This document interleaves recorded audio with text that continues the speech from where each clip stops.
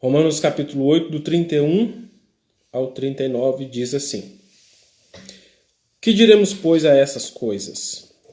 Se Deus é por nós, quem será contra nós? Aquele que nem mesmo a seu próprio filho poupou, antes o entregou por todos nós, como nos não dará também com ele todas as coisas? Quem intentará acusação contra os escolhidos de Deus? É Deus quem os justifica. Quem é que condena? Pois é Cristo quem morreu, ou antes quem ressuscitou dentre os mortos, o qual está à direita de Deus e também intercede por nós. Quem nos separará do amor de Cristo? A tribulação, ou a angústia, ou a perseguição, ou a fome, ou a nudez, ou o perigo, ou a espada? Como está escrito, por amor de ti somos entregues à morte todo dia. Somos reputados como ovelhas para o matadouro. Mas em todas essas coisas somos mais do que vencedores, por aquele que nos amou. Porque estou certo de que nem a morte, nem a vida, nem os anjos, nem os principados, nem as potestades, nem o presente, nem o porvir, nem a altura, nem a profundidade, nem alguma outra criatura nos poderá separar do amor de Deus, que está em Cristo Jesus, nosso Senhor. Amém? Esse texto é muito bom. Ele traz para nós o entendimento de uma verdade que precisa estar entranhado no nosso coração. Uma verdade que precisa estar vívida na nossa mente, no nosso coração, entendendo que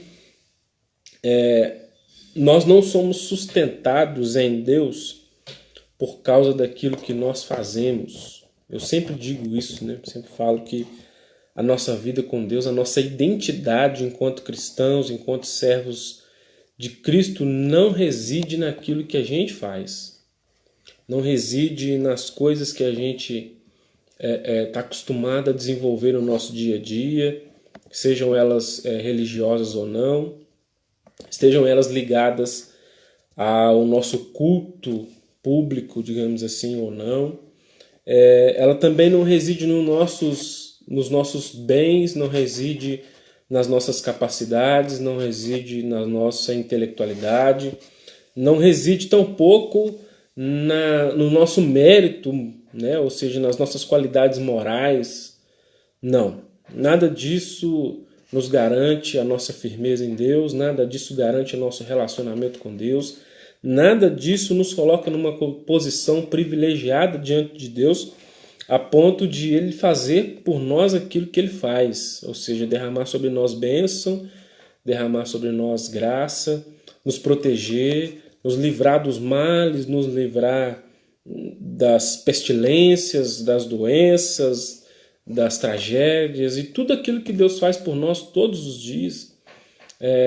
Tudo isso Ele faz por nós não baseado naquilo que nós fazemos ou naquilo que nós pretendemos fazer. Não, tudo isso que Deus faz por nós, inclusive e principalmente a salvação que nós temos em Cristo, ela reside justamente no nome de Jesus Cristo. É o nome de Jesus, é a pessoa de Jesus que nos fortalece, que nos garante bênção, que nos garante vitória, que nos garante salvação, que nos garante liberdade, que nos garante sermos usados por Deus para sermos bênção na vida de outras pessoas. Enfim, tudo aquilo que a gente tem, que a gente participa do reino de Deus, tudo aquilo que a gente experimenta do reino de Deus, tudo isso reside nos méritos de Cristo, na pessoa de Cristo e apenas em Cristo. E esse texto fala disso. E em alguns desses versículos aqui, eles trazem algumas verdades ligadas a tudo isso que eu falei aqui, com as quais ou das quais eu queria compartilhar com você hoje, queria conversar com você hoje, a partir de algumas perguntas que o apóstolo Paulo faz aí nesse texto, né? Ele faz algumas perguntas retóricas aí nesse texto, ou seja, perguntas que na verdade, não esperam ou não exigem uma resposta, porque a resposta está implícita, né? A resposta é clara e objetiva, e, na verdade, ele está levantando, né, ou suscitando uma reflexão a respeito dessas verdades que ele está dizendo a partir desse texto. E a primeira coisa que eu quero destacar aqui, ou o primeiro versículo dentre esses que eu quero conversar com os irmãos, é o versículo de número 31, onde Paulo fala: que diremos, pois, a essas coisas? Se Deus é por nós, quem será contra nós? Quando ele diz aqui, que diremos, pois, essas coisas, de que coisas que ele está falando, né? Primeiramente, você precisa voltar no versículo 29 e 30 do capítulo 7. Né? Ou seja, volta aí um pouquinho e a gente vai ler. Ó. Versículo 29. Porque os que dantes conheceu, também os predestinou para serem conformes à imagem de seu Filho, a fim de que ele seja o primogênito entre os muitos irmãos. E aos que predestinou, a esses também chamou.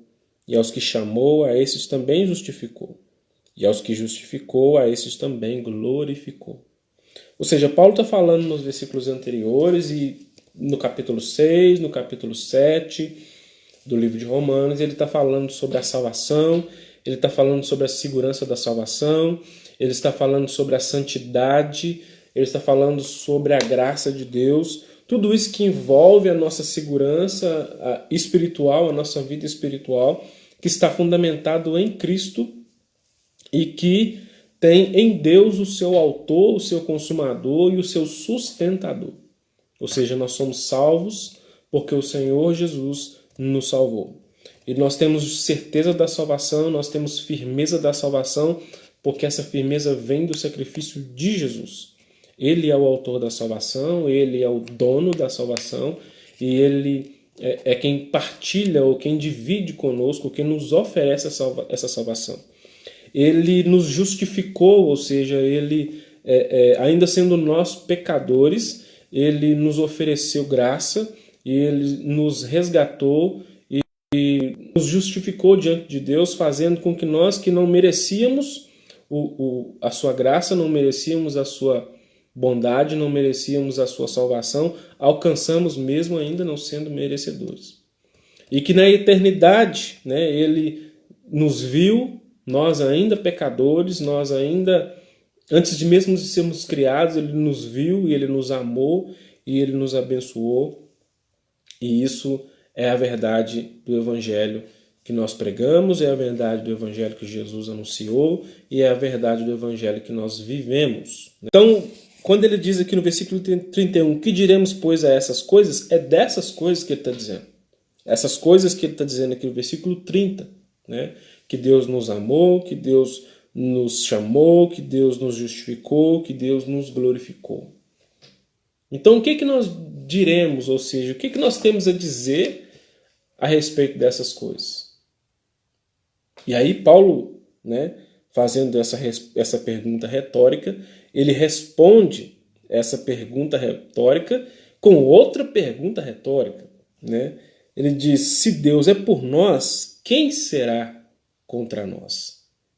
Se Deus é por nós, quem será contra nós? Mais uma vez, uma outra pergunta retórica, que tem, como eu disse, a sua resposta implícita.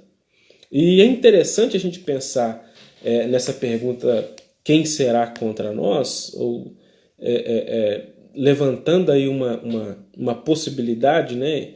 Uma possibilidade de que exista alguém que possa ser maior do que Deus, e se exista alguém que possa suplantar aquilo que Deus faz e aquilo que Deus é, né?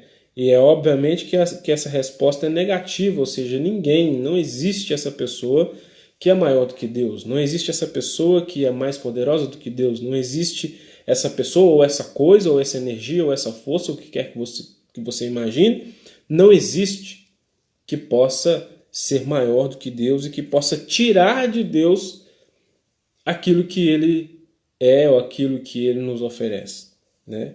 E é interessante a gente pensar sobre essa expressão, né? Deus é, porque a título de curiosidade, vamos dizer assim, né, lá no Antigo Testamento, na cultura hebraica, principalmente, na cultura judaica, principalmente, era incomum se usar o termo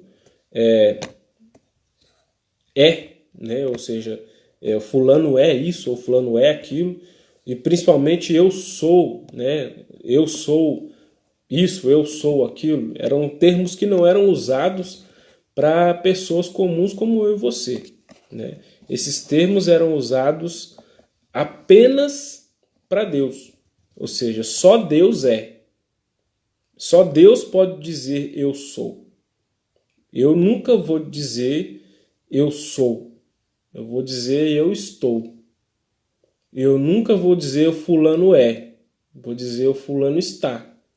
Porque eu sou ou ele é são termos que se aplicam apenas para Deus. Por quê? Dentro daquela cultura, né? Lembrando isso. Por quê? Porque esses termos eles denotam suficiência ou autossuficiência ou capacidade digamos assim, de garantir por si próprio o que quer que seja. Então, Deus é o único que é autossuficiente. Deus é o único que pode garantir firmeza.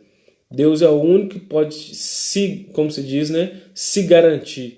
Eu não posso me garantir em nada, mas Deus pode se garantir e Ele pode te garantir. Por isso Ele é, e nós não. E é mais ou menos essa, talvez, a ideia que está na cabeça de Paulo quando ele escreve esse texto, né? E ele diz, se Deus é por nós, quem será contra nós? Ou seja, se Deus é, mais ninguém é, porque só Ele é. Ninguém pode ser contra nós, porque só Deus é. Então isso é interessante, né, a gente pensar por esse aspecto, porque nos mostra que, além de nos garantir segurança, Deus está mostrando que Ele, a pessoa dele, é a única que pode realmente garantir essa segurança. E em segundo lugar, seguindo a linha das perguntas que Paulo vai fazer aqui, eu quero destacar o versículo 33, onde Paulo fala: quem intentará acusação contra os escolhidos de Deus? É Deus quem os justifica. Então Paulo faz uma pergunta e ele também dá, digamos assim, uma resposta. E a pergunta dele é: quem intentará acusação contra os escolhidos de Deus? Ou seja, quem é capaz de acusar aqueles que Deus escolheu? Quem é capaz de dizer que não são dignos aqueles que Deus tornou dignos? Quem é capaz de chamar de culpados aqueles que Deus justificou e inocentou?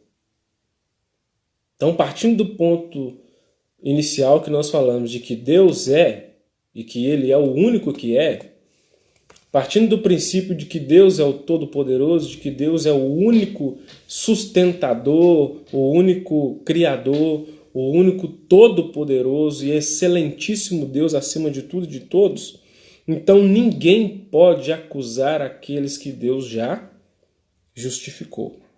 Ninguém pode intentar a acusação se é Deus quem os justifica. E é isso que Paulo está dizendo aqui, e é isso que Deus diz para mim e para você. Porque muitas vezes a gente vê as pessoas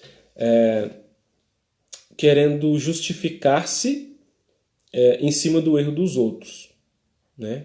Aquela pessoa que erra, que falha, né? Que comete pecados e que sabe que é pecador, mas que não é humilde o suficiente simplesmente para admitir os seus pecados, mas para se sentir melhor, digamos assim, ela quer acusar o outro, né, para se sentir um pouco melhor.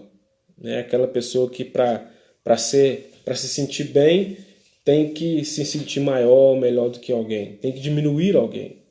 E é mais ou menos sobre isso que Paulo está dizendo. Né? É claro que tem todo um contexto espiritual profundo aqui sobre isso, né? Quando ele fala do acusador, ele também está falando de Satanás e etc. Mas a gente precisa pensar por esse lado, porque muitas vezes a gente cai nessa cilada, né?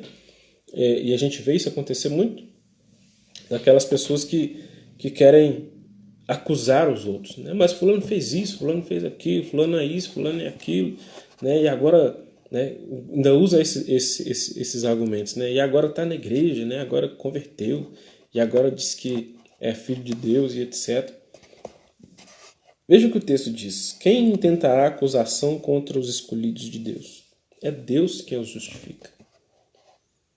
Então, quando a gente faz isso, quando a gente julga alguém, quando a gente quer colocar ou diminuir alguém por causa do pecado ou por causa de qualquer outra coisa que essa pessoa tenha feito, a gente está, na verdade,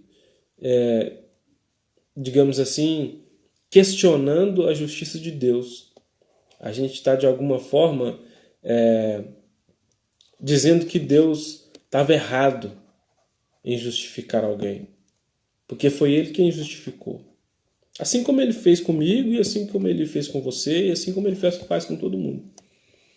Porque, na verdade, no frigir dos ovos, todos nós somos iguais, todos nós somos pecadores, todos nós estamos no mesmo barco, sem exceção. Todos nós caminhamos na mesma estrada, todos nós partilhamos da mesma condição humana, que é a condição de pecadores, que é a condição de perdidos, que é a condição de pessoas que necessitam, que precisam urgentemente da graça de Cristo, que necessitam urgentemente serem salvos por Cristo. E aí Deus decide, no seu amor, na sua graça, na sua misericórdia, Ele decide nos justificar. Ele que é justo, Ele que é santo, Ele que entrega o seu Filho como sacrifício por nós, Ele decide nos justificar. E aí Jesus morre na cruz por nós e Ele nos justifica. E quando Ele faz isso, ninguém mais pode desfazer. Quando Ele faz isso, qualquer pessoa que se levante contra isso que Ele fez, não está julgando o outro, está julgando a Deus. Não está questionando o outro, está questionando a Deus. Então a pergunta de Paulo, repito, ou as perguntas que Paulo faz aqui, são retóricas. As respostas são implícitas. As respostas são claras. E elas apontam para a soberania de Deus, elas apontam para a graça de Deus, elas apontam para o amor de Deus.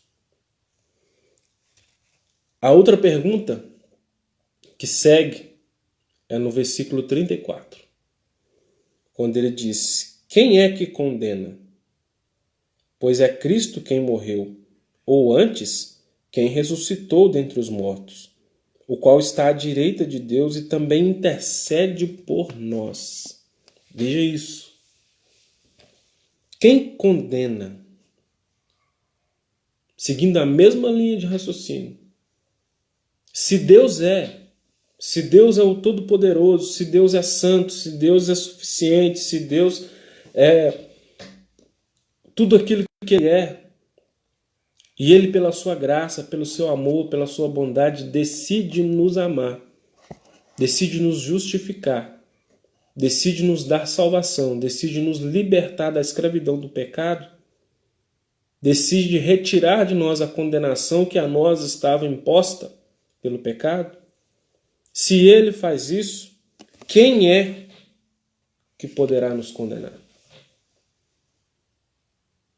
Quem é que tem o direito, ou pode ter a intenção, ou a prepotência de condenar alguém? Se Deus, que é o único que possui o direito de condenar, se Ele escolheu perdoar, se Ele escolheu justificar, se Ele escolheu salvar, quem é que vai poder condenar? Isso é muito importante a gente entender. Porque há pessoas que duvidam, digamos assim, ou que questionam a própria salvação, né? Aquelas pessoas que dizem assim, será que eu sou digno de ser salvo? Será que, né, eu mereço a salvação? E de fato não somos dignos, não merecemos a salvação. Se o nosso pensamento vai caminhar nessa direção, a conclusão que nós vamos chegar é que realmente nós não somos dignos, nós não merecemos a salvação. Nós somos pecadores, estávamos distantes de Deus. Mas Ele se aproximou de nós. Ele nos salvou. E Ele nos garante a salvação. Ele conquistou a salvação. O versículo diz aqui, versículo 34, é Cristo quem morreu, ou antes quem ressuscitou dentre os mortos, o qual está à direita de Deus e também intercede por nós. Olha só, é Cristo quem morreu, é Cristo quem ressuscitou, é Cristo quem intercede por nós. Então por que é que nós vamos dar ouvidos a qualquer outro que não seja Cristo? Por que é que nós vamos parar para ouvir a opinião de X ou Y se é Cristo quem nos garante a salvação? Por que é que nós vamos ficar discutindo se fulano é salvo ou não é, se merece ou não merece a salvação? Por que é que nós vamos entrar nesse campo se nós não temos a mínima condição de avaliar isso, não temos a mínima condição de dizer se alguém é digno ou não é digno, porque a partir desse pensamento nenhum de nós somos. Apenas aquele que é digno, apenas aquele que é merecedor de toda a honra, de toda a glória, de todo o louvor, apenas aquele que está sentado à direita de Deus, ele sim, ele é capaz de dizer algo sobre nós. E o que ele diz sobre nós, como diz a palavra de Deus, né, são palavras de vida eterna. O que Deus ministra sobre nós, o que Jesus opera sobre nós, é palavra de vida eterna. E não é julgamento, não é acusação. O que Deus tem para nós é palavra de vida eterna. Então entenda isso, creia nisso. E quando alguém se colocar na posição de querer condenar alguém, seja você ou seja qualquer outra pessoa, lembre-se disso. Você não precisa brigar com ela, você não precisa discutir com ela, mas lembre-se desse texto. Quem intentará acusação contra os escolhidos de Deus? É Deus quem os justifica. Quem pode condenar alguém se é Jesus quem os liberta, se é Jesus quem os salva? Então, se é Jesus quem te libertou, se é Jesus quem te salvou, se é Jesus quem te justificou, ninguém pode intentar nenhum tipo de acusação contra você. Ninguém pode condenar você se Jesus já te libertou, se Jesus já te salvou, se Jesus já te justificou. E por que eu digo e repito que isso é importante e que nós precisamos pensar nisso? Porque às vezes as nossas tribulações, as nossas dificuldades, as nossas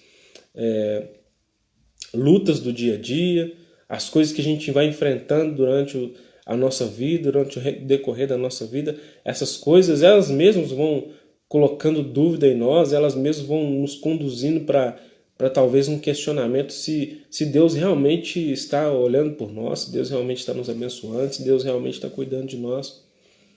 E a tendência do ser humano é essa, a gente começa a olhar para as circunstâncias, a gente começa a olhar para as coisas ao redor, a gente começa a olhar para as dificuldades que a gente está vivendo, a gente começa a olhar para as nossas próprias falhas, para as nossas próprias dificuldades, os nossos próprios erros que a gente vai cometendo ao longo da vida, e a gente começa a questionar se o amor de Deus realmente está sobre nós, se a graça de Deus realmente está sobre nós, se nós podemos realmente confiar em Deus, se nós estamos realmente seguros nas mãos de Deus.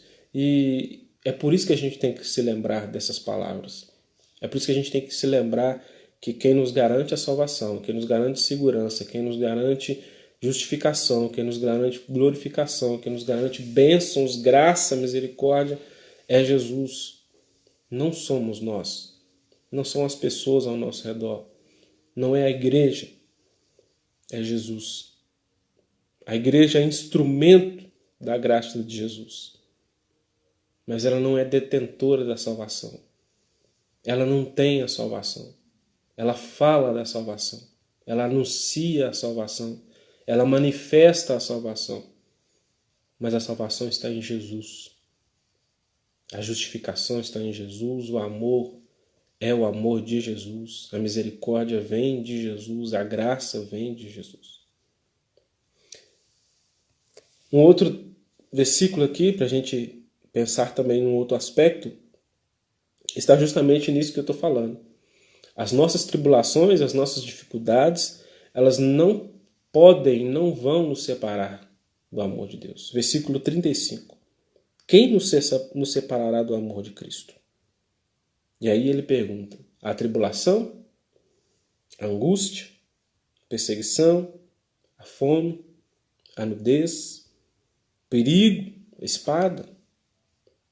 E aí a gente precisa pensar nisso, né? Nenhuma dessas coisas pode nos separar de Deus.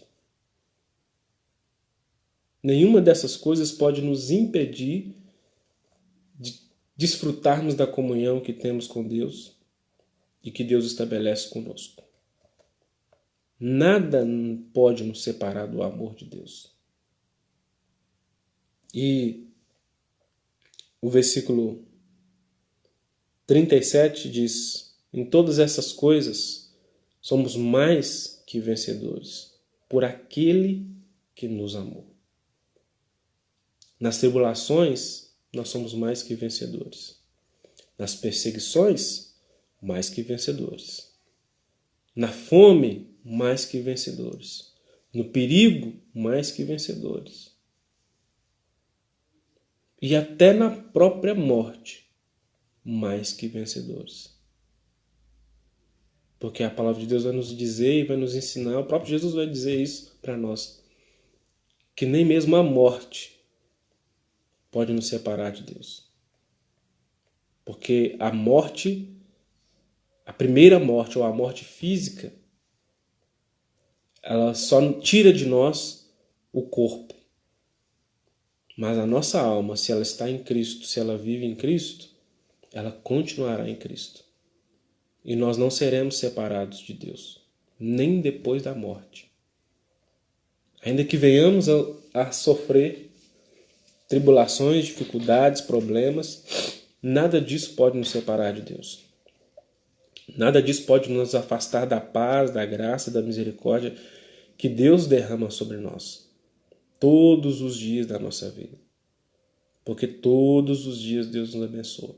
Todos os dias Deus nos dá livramentos. Às vezes até que você nem vê, você nem fica sabendo das coisas das quais Deus já te livrou. Às vezes você nem percebe as coisas das quais Deus te livrou durante o dia, durante a semana, durante o mês, durante o ano. Tantas e tantas são as vezes que Deus nos liberta, que Deus nos protege, que Deus nos livra dos perigos, das tribulações e até mesmo da morte.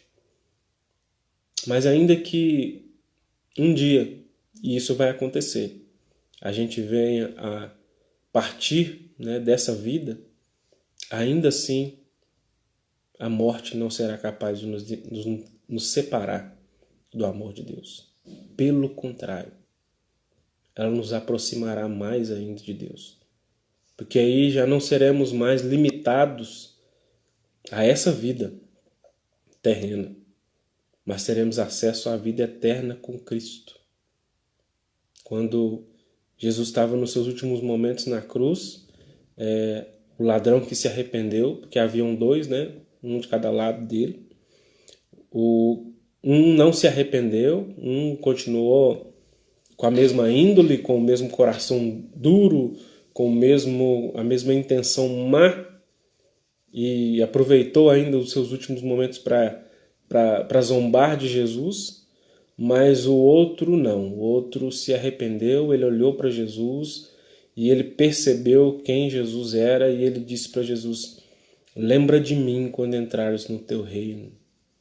E Jesus disse: hoje mesmo estarás comigo no paraíso. Então, a morte naquele momento não era separação. A morte naquele momento na vida daquele homem era a aproximação de Deus. E assim também será conosco um dia. Um dia seremos ainda mais aproximados de Deus. Portanto, nem a morte, nem a perseguição, nem a dor, nem as angústias, nem as tristezas dessa vida, nem qualquer outra coisa que a gente venha passar a viver nesse mundo, nem o pecado, uma vez que já fomos libertos dele, uma vez que já fomos justificados, uma vez que já fomos lavados e remidos no sangue de Jesus, nada pode nos separar do amor de Deus. Guarde isso no seu coração. Lembre-se sempre disso. E quando você estiver triste, quando você estiver abatido, quando você estiver em dúvidas, quando você estiver de alguma maneira cabisbaixo e sem saber onde se apegar, sem ter aonde fortalecer o seu corpo e a sua mente e o seu coração, fortaleça-se nessa verdade. Nada pode nos separar do amor de Deus. Nada pode nos tirar da presença de Deus. Nada pode impedir que nós desfrutemos do amor, da graça e da misericórdia que Deus derrama sobre nós. Ninguém pode nos acusar. Ninguém pode nos condenar. Ninguém pode nos separar do amor de Deus. Porque esse amor não está em nós. Esse amor não provém de nós. Esse amor não se fundamenta nas nossas ações, não se fundamenta nos nossos méritos, não se fundamenta nas nossas necessidades. Ele se fundamenta em Cristo. E se ele se fundamenta em Cristo, ele realmente é rocha inabalável, que ninguém pode retirar, que ninguém pode destruir. Amém? Então que Deus possa abençoar a sua vida, que Deus possa trazer ao seu coração o entendimento de que nada pode separar você do amor de Cristo, de que nada pode impedir que você sinta, que você viva a paz, a graça, a misericórdia e o amor que Deus tem para você. Ainda que você esteja vivendo momentos difíceis, ainda que as dores, as tribulações do dia a dia, as lutas, ainda que tudo isso seja colocado sobre seus ombros, você pode descansar em Jesus. Você pode acreditar e você pode confiar que nada vai separar você do amor de Deus. Amém?